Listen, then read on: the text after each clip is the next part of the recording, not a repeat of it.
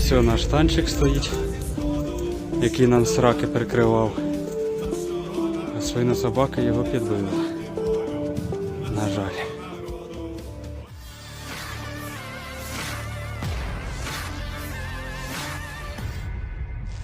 Satu lagi kendaraan lapis baja angkatan bersenjata Ukraina yang alami rusak parah. Rekamannya ramai beredar di media sosial Telegram pada Senin 26 Desember 2022. Terhitung sudah ratusan kendaraan lapis baja Ukraina yang hancur. Sebuah rekaman yang diabadikan oleh salah seorang prajurit Ukraina memperlihatkan kondisi terkini salah satu kendaraan militer mereka yang rusak parah saat setelah diterjang serangan dari pasukan Rusia. Kendaraan lapis baja dengan lambang bendera berwarna biru kuning itu hanya bisa terparkir begitu saja dan tak dapat dioperasikan kembali.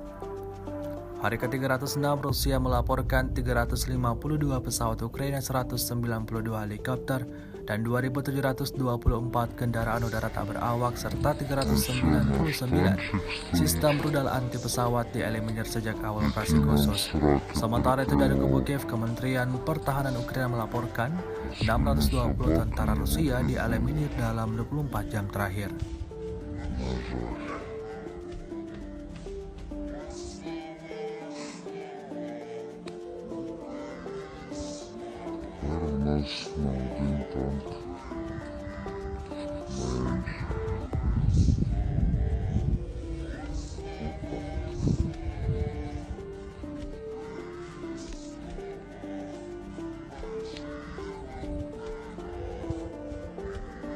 Terima kasih sudah nonton.